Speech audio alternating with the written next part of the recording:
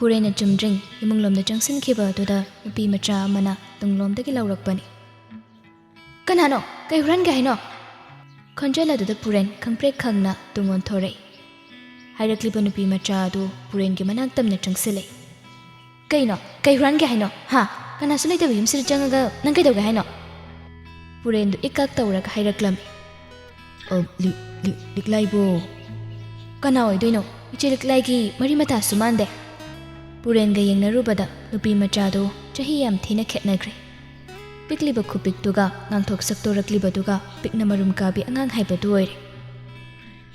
Aise noi cheliklai na thabak tawbadugi sirni. Noi cheliklai da lak traidana kidawrabunu na hangbalakbani. Ado noi cheliklai bu kai jakhige. Nupi machado amu hikhiklaw na kapthori. Kidawrabunu khanna puren pakhan na hanglai. Kidawrebe ma kaiginu kapido ha si kidawrage kakada sing hayuse. Nupi machado kapna cheliklai do mandu yum thado aga chatkre. Mayam patte ai sine ina. Puren ngakna keba yum thado aga chatkre ba kaigi kadai chakre ba. Lairiba nupi macha se liklai ba yam nungsijaba liklai na siyam nungsijaba nupi macha amakhakni. Nahangkai Imphal da mahai tamlubagi exam loibagi vacation pibagi mayumda lakpani.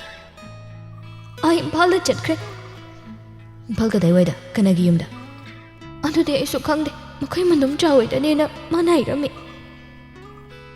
Mana kai hairami ba. Pikta pikliba nupi macha di natri. Class 9 rom karaba angang oibanina liklai na hairambu maphamda makhaire. Kanhagi maphamda su yetpa pamde unadana basu lot khrage na hairami. Cheliklai do wakhal yam nangai khidaba mali. Accident su tawbagi makok to bandage loina yele. Hena pakhatpa ngakpa haibadu thoklari puren gi maphamdadi. Makhatana nupi machado da hangli. Magi accident du di kamai toriba nang khangbro. Andudi ai su khangde. Karam kan halakani hairamge. Aina karam kan da halaktoino hangbada waraba son tharabu matamda aigi lairaba khangpok sangsida pathaba lakani nairam. Puren atro. Kaurakliba khonjala da puren du mailai thore. Aying bilep tun lairami. Aying bi puren ubada. Puren atro. Aying bi. Se hairaga makata pari pachapat singdo manang na laiba nupi machado da pire. Se lo. Nupi machado so achapot singdo puraga mayumlom da chatkre. Puren aying bi da hanglay. Aying bi. Kaiginu liklay na yum thadoglaga chatkre se. Manay bu yung waro kraba. Liklay na kanada waro bulay ki haiba kana su khang mangamde. Puren na mangonda waro kraba hai sige wari aying bi khangde. Mana su hanglude. Khangde. Kaigi mana yum thadoglaga chatkre ba kanana su khang bangamde. Katay da chatpano haiba so kanada su khang hande. Waro kibra ikoida saw kibra haiba do pakum pangda chatkre. Ikoi bu thadoglaga. Aina lan bani. Aina soy bani. Iral se phawba akpi bangam khidre mana. Yare. Ai sani sagira se ayajare. Mana iki wahi matang oiraga su tabiram lagadi. Mama pamsina leiram basi. Ado puren nang liklai bithengneragadi aingonda pau pirau ko. Lot ki yauna lot khraba mana aibu ubada maso soidana lot kini. Hoi. Adobo laibuk phobadagi mai thengna boiragadi ai soidana pau pirake. Changlaroi dro salai hoida. Asigidi changarogi kona muk changagi. Ihana badorgi ko ingbe. Adang chabada kona muk thengnase. Puren do gari thauduna chatkre. Aying biso yengduna laihawi. Somda machan manaudo phi kei loisili. Thoibana. Ja, aidin dom chasige haina dego. Kaigi nangde. Khangde. Magi wangang sangang se kaya haina boide. Ado ja, sida kem kuina leidoino. Sida leidoi mohotbudi renta leibana phai. Isu thabak suraga sel tan bangam gani. Thoiba, ichi su khangi. Tangai padana sida lairibani. Ingdam jana kai suka kai ba haiba su leiti. Atugi mohotbudi laik ta pukning changu. Miyoy na bohano. Oije, adubudi ay suwanagi. Ada sum indum chalpa ka ki mo se haina phate dawani.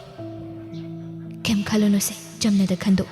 Ichegiri nang natana kana salai banate. Nang ama miyoy ba haibase iche su nungaigadoriba nangna mi ama oiragadi ichedi karigi waruni aduna khangba kalu thongna layu mina noknaba yengunu mina ngangnaba tarunu panthong yauda yade khana kha chiklaga ichegi ningbase nangna thonghaluko thoiba oije ai soidana chegi ningba thongangani adunidana aigi upaside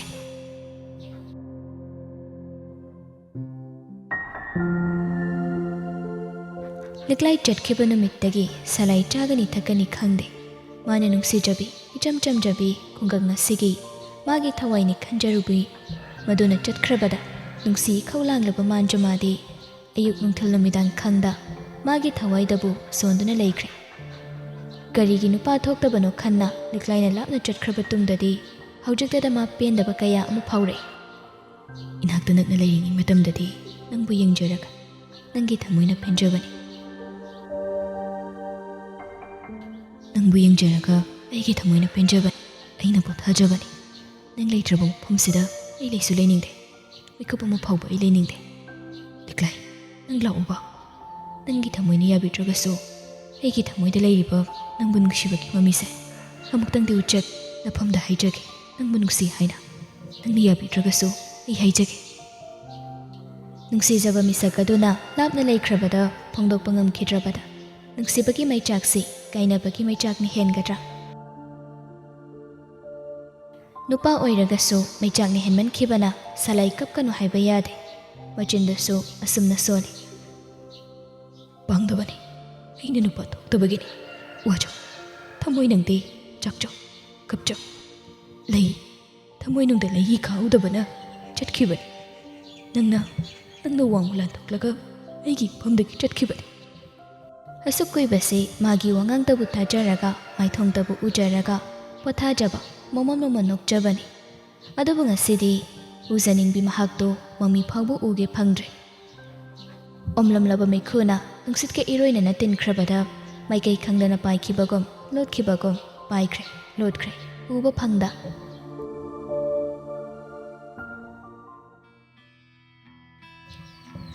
Somda purensu thiba yaba thiri hangba yaba su hangli phangde karigumba mawa mapau matasu takhidre ikai thibi oiduna narakta satpi leirangom satkrabra khoimu kibagira natraga sangsara sibu kibagira purena mangduna leiringai magi table da mamangda thamliba phone du ring khingle hello puren aini khangibo khangi itabu kedawai khangoi aina phone tawraise aina igi hotel ama sagatpado adu loiri madugi sangabado lakliba date 7 sida tari nangsi soina lakadobani ko taina ekoi secondary gi friend mayam masu phangani purendo khomde ma bit ama irei leite chaning basu phaude sangabado juli soidana lakani haiba khangi aduna chaning bagi hulamata phaude purena dumak tumin leikhibado da asomdagi magi marup hemban hairi kidore puren tumin leide kamtawdada oi ai soidana lakani da itawgi bu kaino ado mairabaga James kadi mapalamda leibadaine hayeng toklakani hebani mabani so moisu manipur da lagadi moi ani gi makota manipur se supai paisan kidoini moi ani gi wathi do so adum yabani tabina baleidabani tamo buna ba mila hawe hembagi call dagi tabani khonjel madu tabada puren nehak manglure khonjel ta khibagum tawbadu da laksenaba ningsingnaba honerje adubu ngamde kayam kuina wakhal tawrabanu khangde hembagi call du sukaklamne phone ka amini idim du kangawdredana ibo muktaw sirane tawregida maso yuna balaina haibani ase hairaga kai kaino file khara yengkre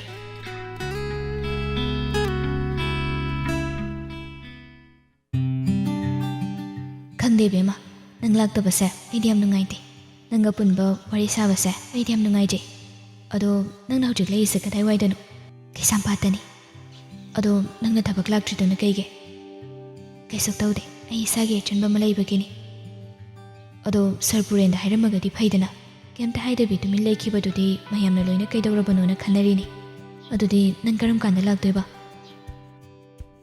liklai asengbodo hairaklamni ai thabak ama phangi ꯑꯗꯨꯗ ꯌꯥꯎꯔꯔꯣꯏ ꯀꯩ ꯊꯕꯛꯅꯣ ꯍꯥꯏꯁꯦ ꯐꯦꯛꯇ꯭ꯔꯤꯒꯤꯗ ꯇꯧꯕꯅꯤ ꯑꯩꯁꯨ ꯌꯥꯎꯒꯦ ꯑꯗꯨꯗ ꯅꯣꯏꯒꯤ ꯃꯦꯅꯦꯖꯔꯗꯨꯗ ꯅꯪ ꯍꯥꯏꯐꯦꯠ ꯍꯥꯏꯕꯤꯌꯨꯗꯅ ꯀꯩꯒꯤꯅꯣ ꯈꯪꯗꯦ ꯅꯪ ꯂꯩꯇꯕ ꯃꯐꯝꯁꯦ ꯑꯩꯁꯨ ꯂꯩꯅꯤꯡꯕ ꯐꯥꯎꯗꯦ ꯅꯨꯡꯁꯤꯕꯁꯤꯅ ꯇꯣꯉꯥꯟꯅ ꯊꯝꯈ꯭ꯔꯒ ꯃꯔꯨꯞꯀꯤ ꯅꯨꯡꯁꯤꯕꯁꯤ ꯃꯁꯤꯗꯒꯤ ꯍꯦꯟꯕ ꯑꯃꯁꯨ ꯂꯩꯇꯦ ꯍꯥꯏꯕ ꯌꯥꯏ ꯀꯨꯏꯗ꯭ꯔꯤ ꯂꯤꯛꯂꯥꯏꯒ ꯄ꯭ꯔꯤꯇꯤꯒ ꯊꯦꯡꯅꯈꯤꯕꯁꯤ ꯑꯁꯨꯛ ꯇꯦꯟꯈ꯭ꯔꯕ ꯃꯇꯝ ꯑꯁꯤꯗ ꯄ꯭ꯔꯤꯇꯤꯅ ꯃꯔꯨꯞ ꯑꯃ ꯑꯣꯏꯅ ꯂꯤꯛꯂꯥꯏꯒꯤ ꯑꯁꯨꯛ ꯈꯟꯖꯕ ꯑꯁꯨꯛ ꯂꯣꯏꯅꯅꯤꯡꯕ ꯃꯇꯧ ꯑꯁꯤ ꯉꯁꯤ ꯐꯥꯎꯕ ꯊꯦꯡꯅꯔꯛꯇ꯭ꯔꯤ ꯄꯥꯡꯕꯤꯈꯤꯕꯅꯤ ꯃꯇꯦꯡ ꯀꯌꯥꯁꯨ ꯄ꯭ꯔꯤꯇꯤꯅ ꯂꯤꯛꯂꯥꯏꯒꯤꯗꯃꯛ ꯂꯤꯇꯜ ꯍꯣꯇꯦꯜꯗ ꯊꯕꯛ ꯄꯨꯟꯅ ꯇꯧꯃꯤꯟꯅꯔꯤꯉꯩ ꯃꯇꯝ ꯂꯤꯛꯂꯥꯏꯗꯨ ꯇꯞꯅ ꯍꯥꯏꯔꯛꯏ ꯀꯩ ꯍꯥꯏꯗꯣꯏꯅꯣ ꯄ꯭ꯔꯤꯇꯤ ꯑꯩꯕꯣ ꯀꯩꯗꯧꯔꯒꯦ ꯌꯥꯔꯣꯏ ꯍꯥꯏꯔꯣ ꯑꯅꯧꯕ ꯑꯦꯝꯄ꯭ꯂꯣꯌꯤ ꯂꯧꯔꯔꯣꯏ ꯍꯥꯏꯕ꯭ꯔꯣ ꯑꯗꯨꯒꯤ ꯅꯠꯇꯦ ꯑꯗꯨꯗꯤ ꯀꯩꯒꯤ ꯁꯦꯂꯔꯤꯗꯤ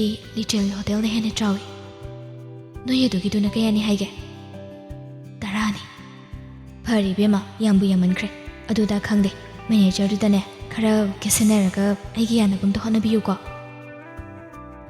13 ꯐꯥꯎꯕ ꯁꯦꯂꯔꯤ ꯍꯦꯜꯍꯟꯅꯤꯡꯕ ꯅꯪꯅ 10 ꯀꯣꯟꯅꯒꯗ꯭ꯔꯣ ꯄ꯭ꯔꯤꯇꯤ ꯃꯈꯣꯜ ꯈꯔ ꯄꯤꯛꯊꯔꯒ ꯅꯨꯡꯉꯥꯏꯇꯕ ꯈꯣꯟꯖꯦꯜꯗ ꯍꯥꯏꯔꯛꯂꯝꯃꯤ ꯂꯤꯛꯂꯥꯏ ꯑꯩꯁꯨ ꯅꯪꯒꯨꯝꯅ ꯅꯧꯅ ꯏꯃꯥ ꯏꯄꯥ ꯀꯥꯏꯅꯩ ꯍꯥꯏꯗꯅ ꯏꯊꯛꯇ ꯏꯕꯨꯡ ꯑꯃ ꯏꯈꯥꯗ ꯏꯄ꯭ꯋꯥ ꯑꯃ ꯂꯩꯕꯁꯨ ꯅꯠꯇꯦ ꯁꯦꯜꯁꯤꯅ ꯀꯩꯗꯧꯔꯨꯅꯤ ꯑꯩꯒꯤ ꯏꯐꯝꯗꯗꯤ ꯆꯥꯕ ꯋꯥꯠꯇ꯭ꯔꯒ ꯂꯣꯏꯔꯦ ꯑꯗꯨꯒ ꯅꯨꯡꯉꯥꯏꯊꯣꯛꯅ ꯂꯩꯊꯣꯛꯄ ꯑꯋꯥꯕꯁꯦ ꯀꯔꯤꯅꯣ ꯈꯪꯗꯅꯕ ꯍꯣꯠꯅꯕ ꯃꯇꯝ ꯄꯨꯝꯅꯃꯛꯇ ꯏꯉꯥꯎꯇ ꯉꯥꯎꯔꯒ ꯅꯣꯛꯃꯤꯗ ꯇꯧꯔꯒ ꯂꯩꯕ ꯄ꯭ꯔꯤꯇꯤꯁꯤ ꯃꯉꯣꯟꯗ ꯁꯤꯃ ꯋꯥꯕꯒꯤ ꯁꯤꯃ ꯅꯨꯡꯉꯥꯏꯇꯕꯒꯤ ꯑꯋꯥꯕ ꯃꯥꯏꯊꯣꯡꯗꯨ ꯎꯒꯦ ꯐꯪꯗꯕꯅꯤ ꯑꯗꯨꯕꯨ ꯂꯤꯛꯂꯥꯏꯒꯤ ꯀꯔꯝꯕ ꯑꯁꯣꯏꯕ ꯋꯥꯍꯩ ꯌꯥꯎꯈ꯭ꯔꯕꯅꯅꯣ ꯉꯁꯤ ꯄ꯭ꯔꯤꯇꯤꯅ ꯅꯤꯡꯉꯝꯗꯅ ꯍꯥꯏꯔꯛꯂꯤꯕꯁꯤ ꯂꯤꯛꯂꯥꯏꯗꯨ ꯃꯥꯒꯤ ꯑꯁꯣꯏꯕ ꯌꯥꯎꯔꯝꯂꯅꯤ ꯈꯟꯅ ꯍꯥꯏꯔꯛꯏ ꯑꯩ ꯁꯣꯏꯈ꯭ꯔꯦ ꯄ꯭ꯔꯤꯇꯤ ꯅꯪ ꯂꯥꯟꯅ ꯂꯧꯒꯅꯨꯀꯣ ꯑꯩꯗ ꯁꯨꯝ ꯏꯆꯝ ꯆꯝꯅ ꯍꯥꯏꯈꯤꯕꯅꯤ ꯅꯪꯕꯨ ꯅꯨꯡꯉꯥꯏꯍꯟꯗꯅꯕ ꯑꯩꯅ ꯍꯥꯏꯈꯤꯕ ꯅꯠꯇꯦ ꯅꯪꯒꯤ ꯁꯨꯝ ꯈꯜꯂꯒ ꯑꯩ ꯍꯥꯏꯈꯤꯕꯅꯤ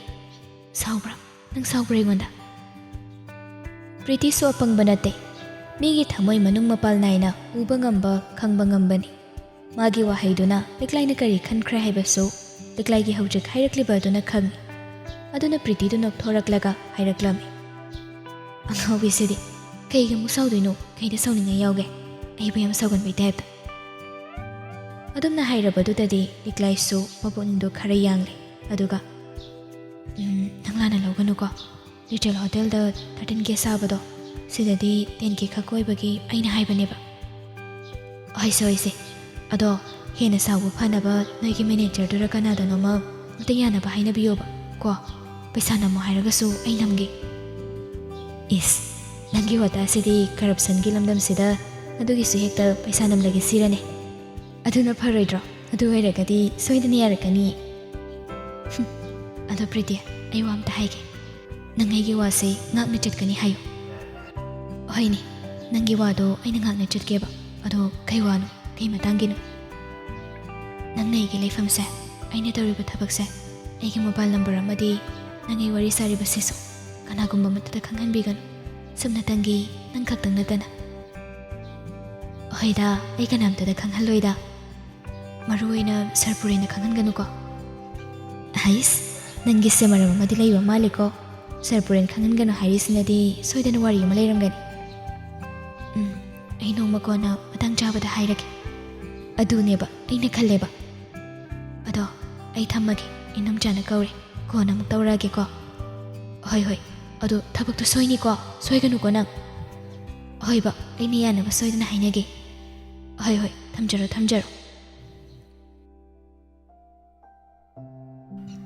ꯐꯣꯟꯗꯨ ꯊꯝꯈ꯭ꯔꯕ ꯃꯇꯨꯡ ꯂꯤꯛꯂꯥꯏ ꯃꯗꯣꯝꯆꯥꯅ ꯀꯧꯔꯤꯕꯗꯨ ꯀꯔꯤ ꯂꯩꯕꯒꯤꯅꯣ ꯈꯟꯅ ꯃꯥꯒꯤ ꯀꯥꯗꯒꯤ ꯊꯣꯛꯂꯛꯏ ꯏꯅꯝꯆꯥ ꯑꯩꯕꯨ ꯀꯧꯕꯤꯕꯕꯨ ꯀꯩ ꯍꯥꯏꯒꯦ ꯃꯤꯈꯨꯕꯤ ꯇꯞ ꯇꯞꯅ ꯆꯩꯕꯒꯤ ꯋꯥꯉꯥꯡꯗ ꯉꯥꯡꯂꯛꯏ ꯅꯨꯃꯤꯗꯥꯡ ꯋꯥꯏꯔꯝꯁꯤꯗ ꯅꯪꯕꯨ ꯀꯩꯗꯧꯔꯨꯔꯤꯅꯣ ꯊꯕꯛꯀ ꯈꯔ ꯂꯣꯏꯁꯤꯟꯕ ꯀꯩꯗꯧꯒꯦꯅꯤ ꯅꯪꯕꯣ ꯍꯣꯏ ꯏꯅꯝꯆꯥ ꯇꯧꯒꯦ ꯏꯃꯥꯟꯅꯕꯤ ꯑꯃ ꯐꯣꯟ ꯇꯧꯔꯝꯕꯒꯤ ꯁꯨꯝ ꯋꯥꯔꯤ ꯁꯥꯔꯝꯕꯅꯤ ꯍꯣꯏꯅꯦ ꯁꯥꯒꯅꯨ ꯍꯥꯏꯕ ꯅꯠꯇꯦ ꯑꯗꯨꯕꯣꯕ ꯃꯇꯥꯡ ꯃꯇꯝꯗꯣ ꯆꯥꯅ ꯊꯕꯛꯇꯣ ꯇꯧꯔꯗꯤ ꯐꯩꯗꯅꯗꯣ ꯑꯩꯁꯨꯅꯦ ꯅꯣꯏꯗ ꯊꯕꯛ ꯇꯧ ꯀꯥꯏꯅ ꯍꯥꯏꯕꯁꯦ ꯇꯜꯂꯤꯕꯅꯤ ꯅꯁꯥꯅ ꯈꯪꯅ ꯇꯧꯔꯛꯑꯒꯗꯤ ꯐꯕ ꯉꯥꯡꯂꯤꯕꯗꯨ ꯀꯣꯆꯤꯅꯤ ꯃꯕꯨꯛꯇ ꯋꯥ ꯊꯝꯂꯒ ꯉꯥꯡꯂꯤꯕꯅꯤ ꯑꯗꯨꯕꯨ ꯃꯕꯨꯛ ꯇꯞꯄꯤ ꯏꯪ ꯇꯞꯄꯤ ꯃꯄꯨꯛꯅꯤꯡꯗ ꯋꯥ ꯊꯝꯕ ꯍꯩꯇꯕꯤ ꯂꯤꯛꯂꯥꯏꯗꯤ ꯃꯗꯣꯝꯆꯥꯒꯤ ꯋꯥꯗꯣ ꯐꯅ ꯑꯗꯨꯝ ꯈꯟꯗꯣꯛꯏ ꯄꯤꯛꯂꯤꯉꯩꯗꯒꯤ ꯃꯃꯥꯅ ꯐꯖꯅ ꯅꯥꯌꯣꯛ ꯅꯥꯀꯣꯟꯕꯤꯔꯛꯇꯕ ꯑꯃꯗꯤ ꯋꯥꯔꯛ ꯋꯥꯇꯦꯝꯕꯤꯅꯕ ꯂꯩꯔꯛꯇꯕ ꯐꯪꯂꯛꯇꯕ ꯑꯁꯤꯅ ꯃꯤꯈꯨꯕꯤꯒꯤ ꯋꯥꯗꯨ ꯃꯃꯥ ꯑꯃꯅꯤ ꯈꯟꯅ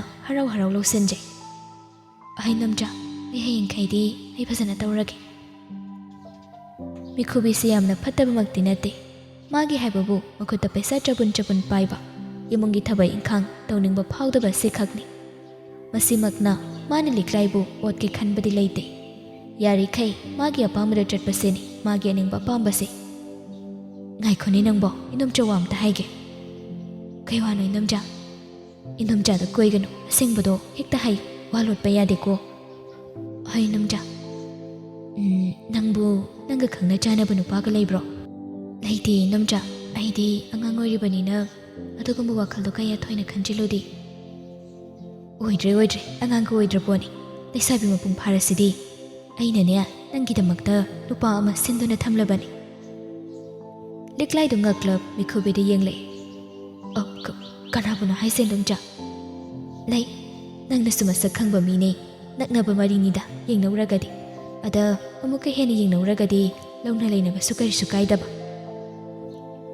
ꯂꯤꯛꯂꯥꯏꯗꯤ ꯚꯥꯞ ꯑꯃ ꯏꯇꯥ ꯇꯥꯗ꯭ꯔꯦ, ꯀꯅꯥꯅꯣ ꯍꯥꯏꯅ ꯑꯃꯨꯛꯁꯨ ꯈꯜꯂꯤ꯫ ꯑꯗꯨꯕꯨ ꯃꯥ ꯍꯪꯁꯨ ꯍꯪꯂꯨꯗ꯭ꯔꯦ, ꯅꯨꯡꯁꯤꯕ ꯍꯥꯏꯕ ꯂꯝꯕꯤꯗꯨꯗ ꯈꯣꯡ ꯊꯥꯡꯖꯤꯟꯕ ꯃꯥ ꯄꯥꯝꯗꯦ꯫ ꯃꯤꯈꯨꯕꯤꯒꯤ ꯋꯥꯗꯨꯒꯤ ꯄꯥꯎꯈꯨꯝꯗꯨ ꯂꯤꯛꯂꯥꯏ ꯄꯤꯔꯨꯗ꯭ꯔꯦ꯫ ꯏꯅꯣꯝꯆꯥ, ꯑꯩ ꯑꯗꯨꯒꯤ ꯃꯇꯥꯡꯗꯣ ꯈꯔ ꯂꯥꯞꯅ ꯊꯝꯃꯤ꯫ ꯑꯩꯈꯣꯏ ꯊꯣꯏꯕꯅ ꯊꯕꯛ ꯑꯃ ꯇꯧꯗ꯭ꯔꯤ ꯐꯥꯎꯕꯗꯤ ꯑꯩ ꯌꯨꯝ ꯄꯥꯟꯕꯒꯤ ꯋꯥꯈꯜꯁꯦ ꯊꯝꯈꯤꯔꯣꯏꯗ꯫ ꯊꯣꯏꯕꯒꯤꯗꯤ ꯑꯩꯈꯣꯏ ꯃꯌꯥꯝ ꯑꯃ ꯂꯩꯔꯤꯁꯤꯗꯤ, ꯅꯨꯄꯥꯗꯣ ꯑꯆꯝꯕ ꯅꯨꯄꯥ ꯅꯠꯇꯦꯅꯦ, ꯄꯩꯁꯥ ꯅꯝꯊꯤꯒꯩ ꯄꯥꯏꯈ꯭ꯔꯕ ꯃꯆꯥꯅꯤ, ꯌꯥꯗ ꯂꯥꯛꯇꯕꯒ ꯌꯥꯄꯣꯟꯇꯦꯀꯣ꯫ ꯅꯪꯅꯕꯨ ꯑꯗꯨꯗ ꯂꯩꯔꯒꯗꯤ ꯊꯣꯏꯕ ꯁꯦꯝꯕꯗꯤ ꯀꯔꯤꯁꯨ ꯅꯠꯇꯦ꯫ ꯂꯤꯛꯂꯥꯏꯗꯨ ꯃꯁꯤꯒꯤ ꯃꯇꯥꯡꯁꯤꯗ ꯋꯥꯔꯤ ꯁꯝꯊꯕ ꯄꯥꯝꯗ꯭ꯔꯗꯨꯅ, ꯏꯅꯣꯝꯆꯥ, ꯑꯩ ꯊꯕꯛ ꯂꯣꯏꯁꯤꯜꯂꯨꯈꯤꯒꯦ꯫ ꯑꯁꯤ ꯍꯥꯏꯔꯒ ꯂꯤꯛꯂꯥꯏꯗꯨ ꯏꯃꯨꯡꯗ ꯆꯪꯈ꯭ꯔꯦ꯫